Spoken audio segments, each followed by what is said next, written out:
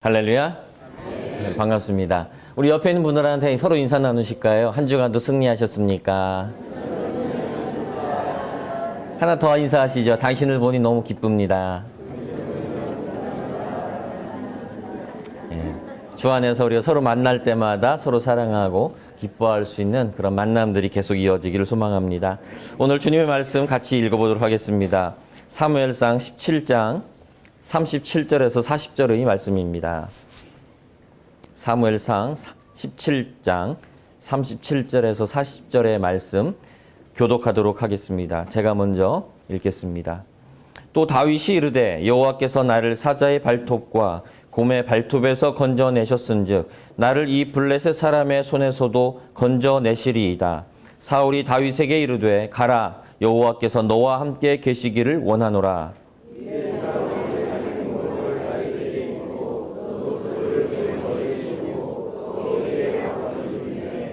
다윗이 칼을 군복 위에 차고는 익숙하지 못하므로 시험적으로 걸어보다가 사울에게 말하되 익숙하지 못하니 이것을 입고 가지 못하겠나이다 하고 곧 벗고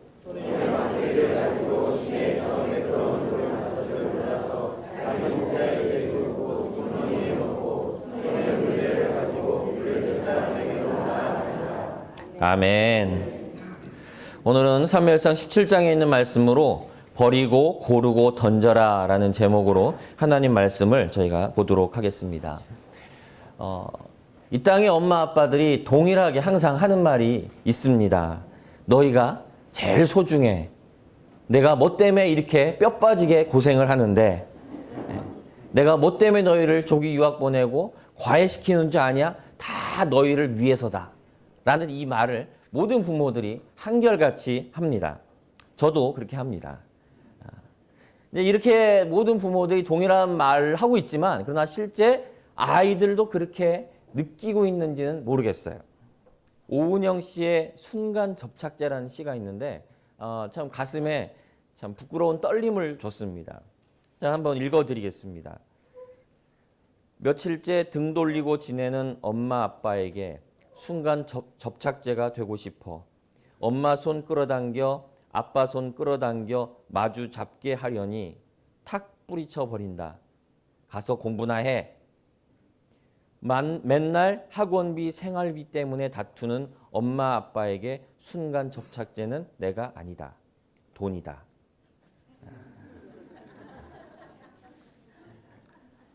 참 뼈가 들어있는 그런 시인 것 같아요.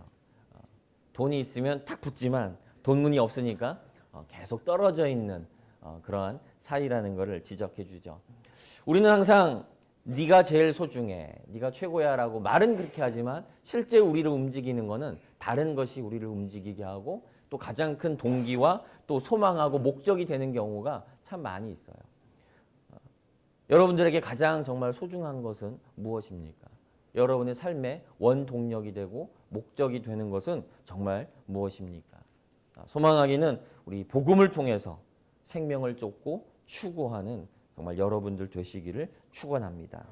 오늘은 우리 다윗이 골리앗을 넘겨뜨리는 장면인데요. 이 장면을 보면서 어떻게 우리가 이 소망 없는 세상 가운데서 어떻게 소망을 갖고 또 어떻게 싸워야 될까? 어떻게 승리를 얻을 수 있고 꿈꿀 수 있는지를 말씀을 통해서 한번 살펴보려고 합니다. 그래서 먼저 다윗의 길을 막고 있던 장애물들, 이게 성경을 보면 장애물이 참 많이 있었어요. 많이 있었지만 오늘 성경에서만 나오는 장애물을 몇 가지 보고 또 그것들 앞에서 다윗이 어떻게 싸웠는지를 한번 몇 가지로 싸움의 방법을 한번 보도록 하겠습니다. 먼저 다윗 앞에 있었던 장애물들이 약 3가지가 있습니다. 넓게는 4가지인데 뭉뚱그리면 3가지로도 볼 수가 있는 것 같아요. 다윗에 대한 성경 이야기는 여러분이 많이 들으셨을 겁니다. 특히 골리앗과 싸우는 장면은 너무나 볼 때마다 가슴이 시원하고 그리고 이렇게 영감을 많이 주죠. 그래서 저도 이 다윗의 장면은 이 골리앗 장면은 참 여러 번 설교를 하지만 볼 때마다 많은 영감과 감동을 주는 것을 보게 돼요. 다윗이라는 이 사람 자체가 얼마나 그런 감동이 있는지 몰라요. 10대 청소년일 때 기름 부음을 받죠. 왕으로서 내정이 됩니다. 아무도 모르는 비밀로 그 가족들만 아는 비밀을 얻게 되지요. 그렇게 왕이 내정이 되었지만 실제로 다윗이 왕이 되는 데는 30년이라는 시간이 걸렸습니다. 왕이 되고 나서 그 이후에 길이 열릴 줄 알았더니 그러지가 않고 24년 동안 광야로만 전전을 합니다. 그래서 광야 전문가예요. 심지어는 조금 편하게 지내기 위해서 요새로 들어갔는데, 그러니까 집이 있고 건물이 있고 보호받을 수 있는 곳으로 갔는데 그곳에서 쫓겨나죠. 하나님이 이곳에 있지 마라, 나가라. 그래서 어디로 가느냐? 광야로 갔습니다. 그러니까 참 이 사람의 길이 편치가 않았어요. 그래서 24년 동안 광야를 전전해서 왕이 되었는데, 왕이 되고 나서도 반쪽짜리 왕이었죠. 심지어는 반쪽도 아니라 6분의 1이었어요. 12지파 중에 자기를 지지해주는 지파가 단 2지파뿐이었어요. 나머지 10지파는 여전히 사울을 지지하는 사람들이었어요. 그래서 6분의 1짜리 왕으로 6년을 또 보내다가 이제 온전하게 왕이 나중에 되게 됩니다.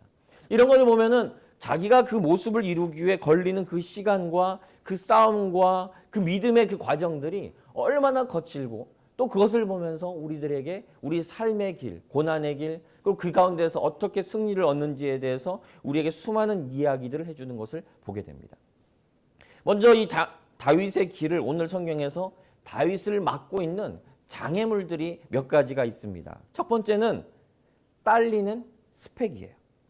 다윗이 골리앗 앞에 서자 너무나 이 물리적인 스펙이 크게 차이가 나는 것을 발견하게 돼요. 골리앗은 키가 285cm예요. 285면 거의 3m죠.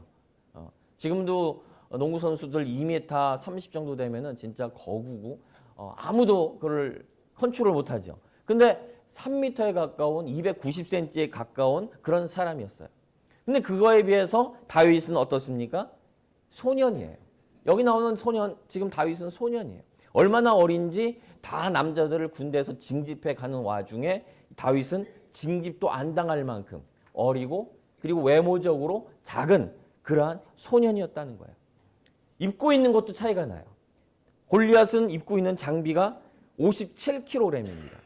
노투구에, 각반에, 앞에 있는 비늘 갑옷에, 그리고 들고 있는 창에 그 창날의 무게만 7kg에 달하는 그런 무기를 들고 있었어요. 그거 외에 그 앞에 서 있던 다른 병사 하나는 이 골리앗을 위한 전용 큰 놋 방패를 들고 있는 것을 또 보게 돼요. 그뿐이 아니에요. 기술에 있어서도 큰 차이가 납니다. 골리앗은 전쟁 전문가예요. 프로예요. 근데 그거에 비해서 다윗은 무슨 프로일까요? 프로예요. 양치기 전문이에요. 할 줄 아는 게 그거밖에 없어요. 경험에 있어서도 큰 차이가 나죠. 골리앗은 전쟁만 따라다니는 용병이다 보니까 사람 죽이는 데는 전문가예요. 그런데 다윗은 어떤 전문가일까요? 양 죽이는 데만 전문가예요. 엄청난 큰 차이를 이 두 사람이 가지고 있는 것을 보게 돼요. 현대적으로 말하면은 취업을 하려고 원서를 냈는데 내 옆에 있는 다른 사람은 사장의 아들에 서울대 나오고 그리고 영어도 잘하고 이런 사람이 지금 지원을 한 거고, 나는 지방대 나와가지고 그냥 지원했는데 영어도 잘 못하고 토익 점수도 나쁜 경쟁 상대가 안 되는 그러한 사람들의 지금 비교가 되고 있다는 거예요. 두 번째 장애물이 있습니다. 그게 뭐냐 하면은 아주 사회적인 공동체적인 큰 침체를 경험하고 있다는 거예요. 성경에 보면은 이 골리앗이 지금 이스라엘과 블레셋이 전쟁 중인데 이 다윗이 아직 등장을 하지 않았었어요. 근데 이 골리앗이 등장을 해가지고 계속하는 말이 뭐냐 이런 거예요. 너희랑 나랑 한번 대장전을 하자. 장군전을 해가지고 대표로 해서 내가 지면 우리 민족이 다 너희 노예가 되고 니네가 지면은 너희가 다 우리 노예가 되라. 그러면서 1대1로 한번 해보자 그러는 거예요. 근데 3m에 달하는 그런 장군이 앞에 서 있는데 그 앞에 누가 나가겠어요? 심지어 사울 왕도 다른 사람들보다 머리 하나가 더 크다 그래요. 머리 하나가 더 큰 남자임에도 불구하고 사울도 겁에 질려서 숨어있는 그러한 상황이었어요. 근데 이런 상황에서 계속 협박을 합니다. 이런 말을 듣다 보니까 이 이스라엘 군인들도 전쟁 전문가요, 군인들인데, 프로페셔널들인데 이 사람들도 두려움에 빠졌어요. 그래서 11절에 보면은 17장 11절에 사울과 온 이스라엘이 블레셋 사람의 이 말을 듣고 놀라 크게 두려워하니라. 사람들을 붙잡고 있는 게 뭐냐? 놀라움과 두려움이라는 것이 이스라엘 군인들을 다 쥐고 있는 거예요. 근데 이 말을 더 중요한 거 이게 뭐예요? 협박하는 말을 40일 동안 듣는 거예요. 아침 저녁으로 계속 나와서 니네는 아무것도 아니야. 니네는 겁쟁이야. 나랑 한판 붙자. 니네는 우리 노예가 될 거야. 라는 말을 계속 듣는 거예요. 40일 동안 계속 똑같은 말을 들으면 어떤 효과가 일어날까요? 그거를 그대로 믿게 돼요. 여러분 아침 저녁으로 부부간에 서로 그런 말을 해보세요. 내가 당신과 만난 거는 진짜 불행이야. 내가 웃자다 그랬나 몰라. 애들 자녀들에게 야 니네는 니네 아빠같이 되지 마라. 이 말을 계속 해보세요. 어떻게 될까요? 처음에는 농담이었다가 나중에는 진담이 돼요. 그리고 진실이 돼요. 이 말을 40일 동안 계속 듣다 보니까 이스라엘 군인들도 변화가 생겼어요. 24절에 보면 이렇게 나와요. 이스라엘 모든 사람이 그 사람을 보고 심히 두려워하여 그 앞에서 도망하여. 처음에는 그냥 두려움이었어요. 놀라움이었어요. 근데 40일 동안 계속 그 말을 듣다 보니까 심히 두려워지고 그리고 그 앞에서 도망까지 치는 그런 행동까지 나오게 되는 거예요. 여러분 우리가 교회 다니는 것이 왜 중요합니까? 우리가 여러분 큐티하고 말씀을 가지고 있는 것이 왜 중요합니까? 계속 듣는 것이 우리를 그렇게 믿게 만들고 우리의 생각을 그렇게 바꿔줘요. 여러분 우리가 계속 나쁜 뉴스, 나쁜 이야기, 부부간의 나쁜 소식, 자녀들을 바라보면서 너는 왜 맨날 그 모양이냐? 이 말을 계속 하다 보면 어떻게 돼요? 그게 진실이 되고 그리고 행동으로 바뀌게 된다는 거예요. 그래서 우리가 생명의 소식을, 생명의 이야기들을 계속 들어야 돼요. 그래서 말씀을 보고 그것을 나누고 그리고 그것을 적용하고 서로 권면하고 좋은 말로 격려해주는 이러한 말들이 우리 이 시대에 얼마나 필요한지 몰라요. 여러분 나쁜 이야기는요. 그냥 인터넷만 키면 수없이 쏟아져요. 얼마나 나쁜 소식 많은지 몰라요. 듣다 보면 기분이 우울해지고 그냥 듣다만 보면은 그냥 좌절이 되고 소망이 사라져요. 이 시대 속에서 우리 예수 믿는 사람들이 무슨 말을 많이 해야 될까요? 격려해주는 말을 많이 해야 돼요. 사랑해주는 말을 많이 해야 돼요. 우리 옆에 있는 분 얼굴 한번 쳐다보세요. 격려해주는 말 해보세요. 오늘 당신이 참 멋있습니다. 당신 정말 예수 잘 믿을 것 같아요. 오늘 하루 승리할 것 같아요. 이렇게 우리가 입에서 자녀들을 또 부부가 서로 바라보면서 아름다운 말들을 끝없이 계속 생명의 이야기를 나누는 여러분들 되기를 축원합니다. 세 번째 막는 게 있었습니다. 그게 뭐냐? 의외의 사람들이 길을 막고 있었어요. 다윗이 지금 이제 내가 나가서 더 골리앗과 싸우겠습니다. 라고 말을 꺼냈어요. 그러니까 그 말을 들으니까 모든 사람이 황당하죠. 지금 소년이 무슨 지금 네가 나가서 저 사람 프로고 넌 아마추어인데 마치 국가대표 축구선수랑 동네 아저씨 축구대표랑 지금 한판 하겠다고 나서는 거예요. 대머리 훌렁 벗겨지시고 뭐 이런 아저씨가 내가 나가면 이기는데 이러고 나오는 거예요. 그러니까 사람들이 뭐라고 그러겠어요? 택도 없다 그러는 거죠. 그렇게 말을 하고 있는데 다윗도 역시 마찬가지예요. 이런 뜻을 갖고 있는데 이 앞을 딱 막는 게 누구냐? 의외의 사람들이 막아요. 28절을 볼게요. 28절을 보면 큰형 엘리압이 다윗이 사람들에게 하는 말을 들은지라 나가 전쟁하겠다는 말을 들은 거예요. 그러자 그가 다윗에게 노를 바라여 이르되 내가 어찌하여 이리로 내려왔느냐 들에 있는 양들을 누구에게 맡겼느냐. 무슨 말이에요? 양들이나 보지 뭐하러 여기 왔냐. 나는 내 교만과 내 마음의 완악함을 아노니 내가 전쟁을 구경하러 왔도다. 형 엘리압이 하는 말이 뭐냐. 야, 너 큰 뜻 품었구나. 야, 네 말 들으니까 내가 도전이 된다. 그래, 내가 나갈게. 이런 말이 아니에요. 그 말을 듣자 다윗한테 막 화를 내는 거예요. 다윗, 야, 네가 뭔데 이런 말을 하냐? 우리를 무시하는 거냐? 너는 정말 넌 나쁜 놈이야. 넌 교만하고 너는 마음이 아주 그냥 굳세가지고 너만 아는 그런 녀석이야. 너 전쟁 구경하러 왔지. 우리 죽는 거 보러 온 거지라고 하면서 지금 동생의 뜻을 믿음을 꺾어버리는 그러한 모습을 보게 돼요. 사실은 큰형 엘리압만 그런 게 아니에요. 아버지도 그랬어요. 사무엘이 와서 너희 자녀들을 데려와 봐라. 그래서 안수할 사람을 기름 부을 사람을 찾고 있었어요. 그런데 누구를 데려옵니까? 6명의 형들, 키도 크고 잘생긴 형들을 데려왔어요. 근데 그거에 비해서 막내 다윗은 어디에 있어요? 여전히 들판에서 양들을 치고 있는, 그냥 내버려뒀어요. 여기서도 마찬가지로 형들은 다 전쟁에 나갔어요. 그런데 다윗은 어떻게 둡니까? 그냥 양들만 지키라고 그냥 내버려두고 있어요. 별로 아버지조차도 별로 지지해주고 싶지 않고 전쟁에 나갈 만하다고 보고 있지 않은, 그렇게 무시받고 있는 사람이 다윗의 그러한 모습이었다는 거예요. 종종 우리 인생에서 우리를 막고 있는 의외의 사람들을 봐요. 어떨 때는 우리 부모들이 자녀들의 길을 막기도 해요. 병든 형제가, 볼 때마다 돈을 빌려가는 형제 자매가, 너무나 부끄러워서 자랑할 수도 있고 자랑할 수도 없고 말도 꺼낼 수 없는 그러한 가족들의 이야기가, 술에 중독돼 있고 취업도 제대로 못하는 자녀들, 이러한 사람들의 가족들의 모습이 우리들의 앞길을 막는 그러한 모습들을 갖기도 합니다. 다윗 앞에 이러한 장애물들이 있었어요. 큰 외부적 장애물, 내부적 장애물들이 길을 막고 있었어요. 근데 이러한 장애물들이 있을 때 다윗이 어떻게 싸움을 합니까? 싸우는 법 5가지를 우리에게 얘기를 해줍니다. 오늘 몇 가지만 보도록 하겠습니다. 그 첫 번째가 뭐냐? 버리라 하는 거예요. 버려라. 39절을 한번 볼까요? 먼저 38절을 보겠습니다. 38절. 이에 사울이 자기 군복을 다윗에게 입히고 노투구를 그의 머리에 씌우고 또 그에게 갑옷을 입히매. 사울은 입혀주는 사람이에요. 다윗이 와서 싸움을 하겠다 그러니까 사실 이게 말이 안 되는 장면이죠. 전쟁의 프로들은 이스라엘 사람들도 프로예요.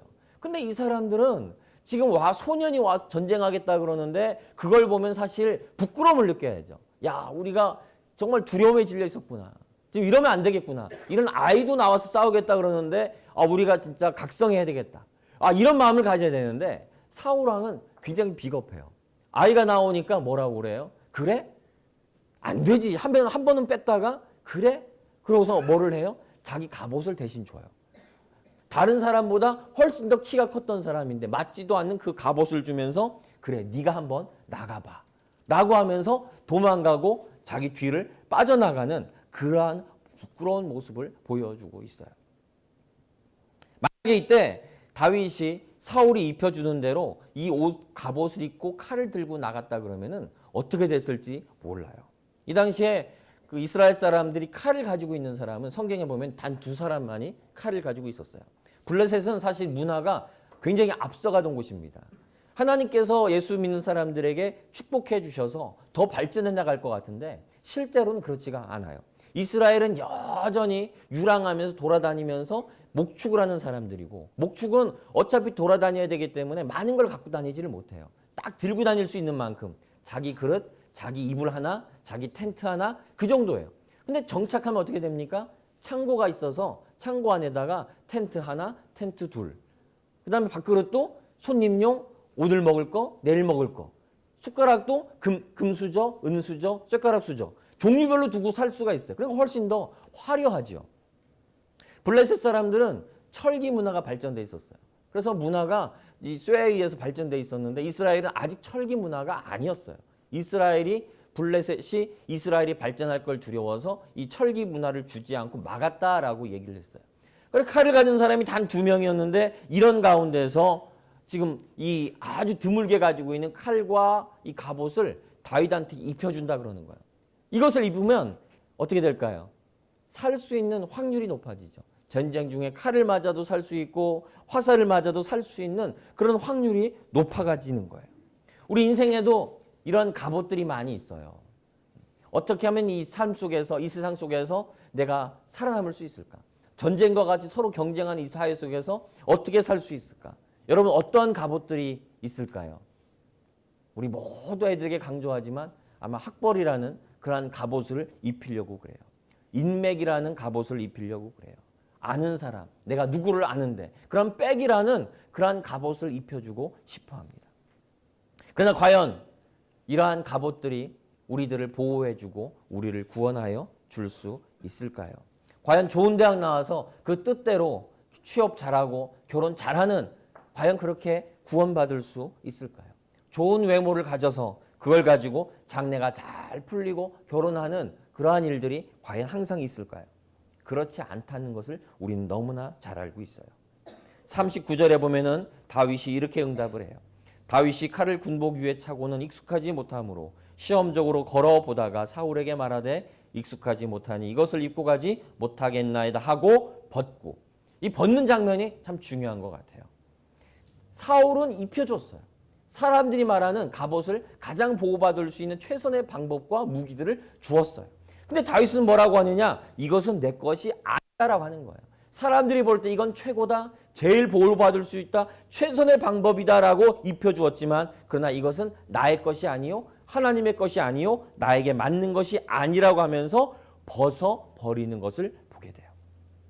여러분은 어떠한 갑옷들을 입고 계십니까? 여러분은 그 갑옷이 정말 여러분에게 맞는 갑옷이라고 생각하십니까? 또 여러분은 그 맞지 않는 갑옷을 얻으려고 혹시 추구하고 그것을 쫓아가고 갖고 싶어서 안달나는 삶을 우리가 살고 있는 것은 아닙니까? 만약에 우리에게 그런 갑옷이 있다면 벗어버려야 됩니다.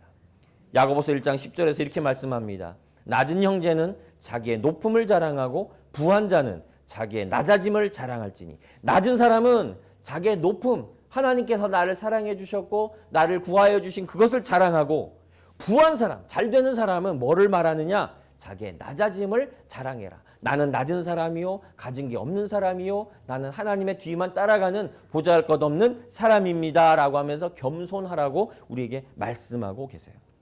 우리에게 갑옷이 있다면 또는 갑옷을 쫓아가고 있다면 갑옷을 벗어버려야 돼요. 아, 목사님 맨날 그런 얘기만 해주시면 우리 인생에 소망이 없지 않습니까? 맨날 벗어버리라 그러고 맨날 내려놓으라 그러고 부정하라 그러고 조금 서운합니다. 예, 서운하지요. 그래서 성경에 하나가 더 있어요.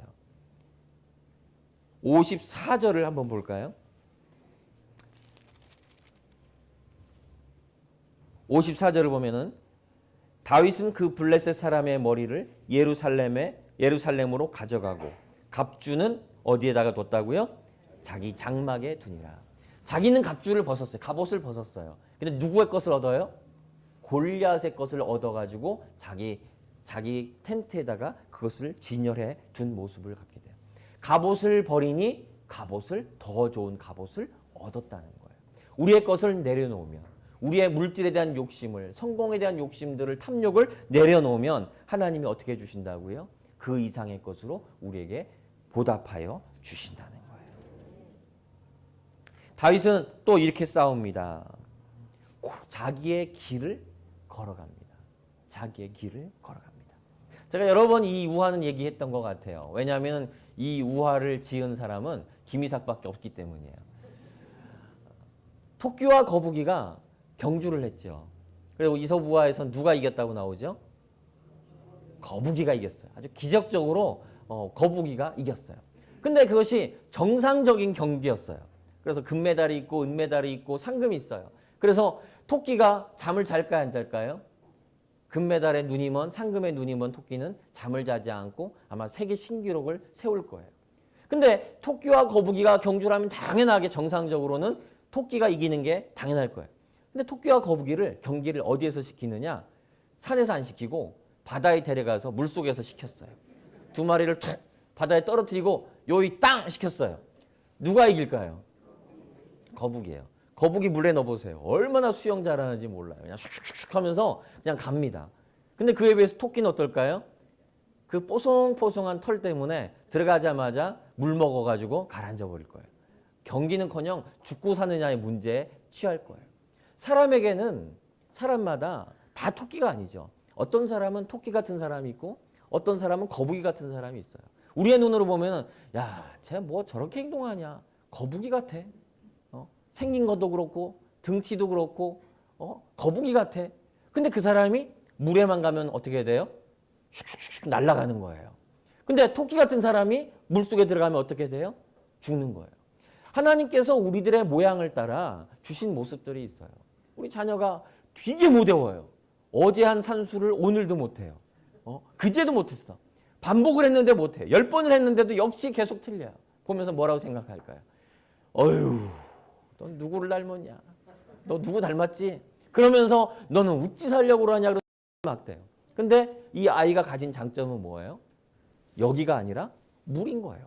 얘가 잘하는 거는 달달달 외우는 게 아니라 얘는 손으로 하는 거, 발로 하는 걸 훨씬 잘하는 거예요. 남자인데도 부엌에 가서 요리를 하는 걸 좋아하고 친구들과 놀면서 막 개그질하는 거를 더 좋아하고 잘하는 거예요. 그게 인기가 더 많은 거예요. 하나님께서 우리들에게 주신 모습이 있어요. 모든 사람이 다 토끼가 될 수 없고 다 거북이가 될 수 없어요. 다윗은 자기의 길을 알았어요. 다른 사람들은 다 갑옷을 입고 칼을 들고 창을 들었지만 다윗은 뭐를 듭니까? 돌멩이를 들었어요. 40절에 보면은 손에 막대기를 가지고 시내에서 매끄러운 돌 5을 골라서 자기 목자의 제구 곧 주머니에 넣고 손에 물매를 가지고 블레셋 사람에게로 나아가니라. 하찮아 보여요? 돌멩이 하찮아 보이는 거예요. 근데 다윗에게는 뭐예요? 그게 무기였다는 거예요. 다른 사람에게는 길가에 굴러다니는 그냥 돌이에요. 골리앗에게도 그냥 돌이었고 다른 군인들에게 프로들에게도 다 그것은 돌일밖에 보이지 않았어요. 돌은 돌이에요. 그런데 다윗에게는 뭘로 보여요? 자기를 구원할 골리앗을 물리칠 자기만의 무기로 보였다는 거예요. 여러분에게는 그러한 무기가 있으십니까? 놀라운 거는 이러한 무기를 하나님께서는 이미 예비해 주고 계셨다는 거예요. 다윗이 거기에 오기 전부터 다윗이 항상 갖고 다니던 이 물매, 이 사람에게 이미 이 물매질이, 물매와 이 돌멩이가 이미 예비되어 있던 재능이었고 능력이었다는 거예요. 하나님은 우리의 길을 예비해 주셨어요. 그래서 하찮게 보이는 것, 아무것도 아닌 것 같이 보이는 그러한 것들이 오히려 우리가 놀 수 있는 가장 잘하는, 내가 세상과 싸울 수 있는 그러한 무기가 된다는 거예요. 엘리사에게 과부가 와서, 선지생도의 과부가 와서 얘기하죠. 목사님, 내가 다 잃어버리고 지금 빚을 많이 졌습니다. 근데 그 생도의 그 과부를 구원해 주는 게 뭐였지요? 기름 한 병이었어요. 너의 가진 게 무엇이냐? 예, 기름 한 병이 있습니다. 그 기름 한 병으로 그 가정의 빚을 해결해 주고 문제를 해결해 주었어요. 다윗에게 있는 게 뭐였습니까? 이미 가지고 있는 게 돌멩이였어요. 물매질이었어요. 그것으로 하나님께서는 그 사람을 살려주셨어요. 엘리야가 3년 반 동안의 기근 때에 사렙다 과부에게 갔어요. 그 집에 있는 게 뭐였습니까? 밀가루통 하나였어요.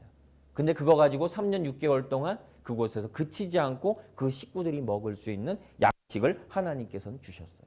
모세가 바로와 싸우게 나갈 때 들고 있던 게 뭐였습니까? 지팡이. 이미 가지고 있던 그 지팡이로 하나님께서는 기적을 보여주셨어요. 던지면 뱀이 됐고 들면 바람이 불어서 홍해가 갈라지게 만들어 주셨다는 거예요. 하나님께서는 여러분에게 이미 주셨어요. 이 세상과 싸울 수 있는 무기를 이미 나에게 허락해 주셨어요. 하찮게 보이지만 아무것도 아닌 것 같지만 그러나 하나님께서 우리에게 이미 주시고 싸울 수 있는 능력을 우리들에게, 우리 자녀들에게 이미 주신 줄로 믿습니다.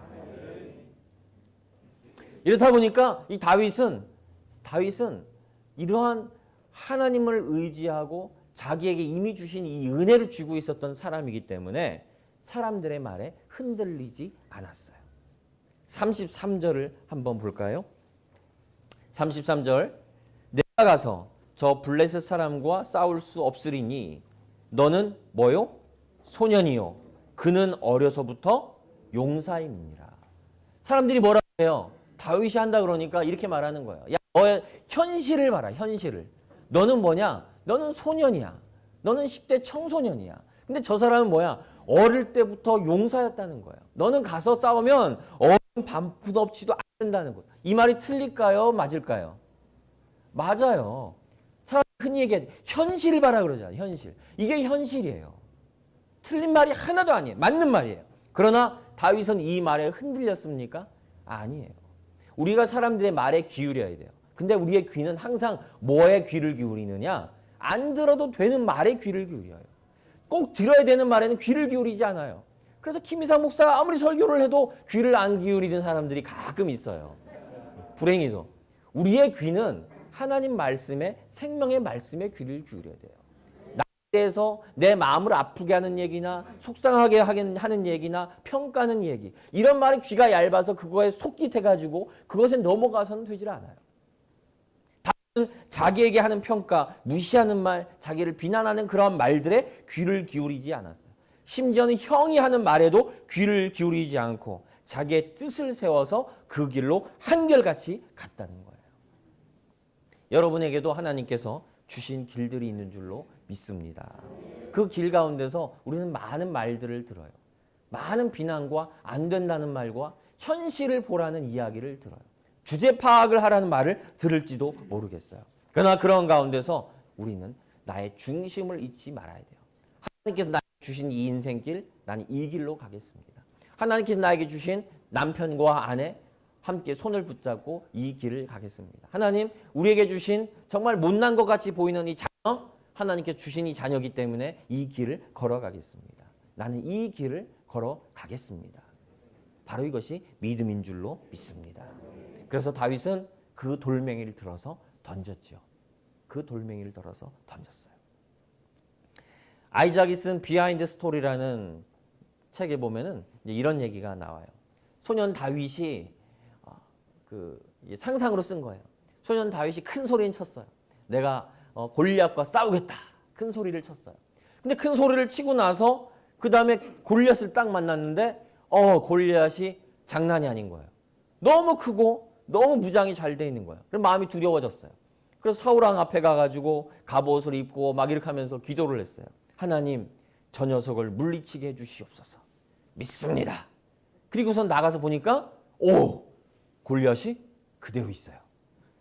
그래가지고 다시 기도를 했어요. 하나님, 내가 하나님만 그래서 그런가 보다. 한 마리 더 붙여야겠다. 전능하신 하나님, 악한 원수를 물리쳐 주시옵소서. 믿습니다. 더 세게 기도를 했어요. 그리고서는 기대를 했어요. 이제 저 녀석은 다리를 쩔룩쩔룩거리거나 갑자기 다리에 쥐가 났거나 무좀이 생겼을 거다. 그리고 나도 봤어요. 어떻게 됐을까요? 그대로 쌩쌩하게 걸어다니고 목소리 높여 외치고 있는 것을 보았어요. 그래가지고 너무나 당황했어요. 그래서 골리앗 앞에 걸어가면서 하나님께 다시 한번 더 길게 기도를 했어요.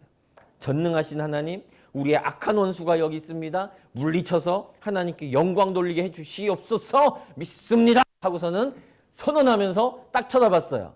그랬더니 다리 골절이 일어나고 손목 골절이 일어나가지고 들고 있던 칼을 놓치고 쓰러질 줄 알았더니 여전하게 서 있는 거예요. 하나님 왜 이러십니까? 하고 하나님께 따졌어요. 그랬더니 하나님께서 이렇게 말씀하셨어요. 고만 말하고 돌 던져. 우리는 너무 많은 생각과 많은 의심 속에서 이제는 돌을 던져야 되는데 돌을 던지지 않고 계속 생각만 하고 기도만 하고 하나님께 원망만 하고 앉아있는 그러한 경우가 얼마나 많이 있는지 몰라요. 우리가 이 세상과 싸우는 방법, 우리를 둘러싸고 있는 원수들과 싸우는 방법, 그게 뭡니까? 돌을 던져야 돼요. 하나님께서 나에게 주신, 이미 나에게 허락해 주신, 하나님 주시옵소서가 아니라 이미 나에게 주신 그 돌멩이를 발견해서 나의 돌멩이, 거북이, 토끼가 아니라 내가 거북이라면 나의 물을 찾아서 나에게 이미 주신 그 무기를 들고 골리앗이라는 원수 앞에서, 나의 원수들 앞에, 장애물 앞에서 하나님께서 나에게 주신 이 무기를 들고 나는 용기를 가지고 믿음으로 나간다 라고 선언하면서 이 돌멩이를 던질 수 있는 그 용기와 믿음이 바로 우리가 이 세상 가운데서 싸우는 삶인 줄로 믿습니다. 저는 우리 51절을 좀 같이 읽었으면 좋겠어요. 51절, 17장 51절 같이 읽어볼까요? 다윗이 달려가서 블레셋 사람을 밟고 그의 칼을 그 칼집에서 빼내어 그 칼로 그를 죽이고 그의 머리를 베니 블레셋 사람들이 자기 용사의 죽음을 보고 도망하는지라. 아멘. 다윗을 위협하던 거는 직접적인 위협은 뭐였습니까? 골리앗의 칼과 창이었어요. 두려웠어요. 다윗은 지금 아무런 칼이 없어요. 손톱 깎는 칼조차도 없었어요. 그런데 골리앗은 큰 칼과 창과 방패를 들고 위협하고 있었어요. 그런데 결국은 어떻게 됩니까? 위협하던 그 칼을 가지고 골리앗의 목을 자르고, 나중에 21장에 가면은 그 칼을 하나님이 제단에 드렸었는데 나중에 그 칼을 받아서 가지고 돌아가는 그 모습을 보게 돼요. 우리를 위협하는 것들이 많이 있어요. 물질이 우리를 위협하고, 질병이 우리를 위협하고, 또 관계의 문제가 우리를 위협하는 칼같이 우리에게 목을 들이미는 그러한 순간들이 많이 있어요. 그러나 우리 예수 믿는 사람이 주신 은혜가 뭡니까? 우리를 향하여 찌르려고 협박하던 그 칼들이 결국은 나의 칼이 되어서 우리의 원수들을 오히려 물리치고 쓰러뜨리는 그러한 무기로 하나님은 변화시켜 주신다는 거예요.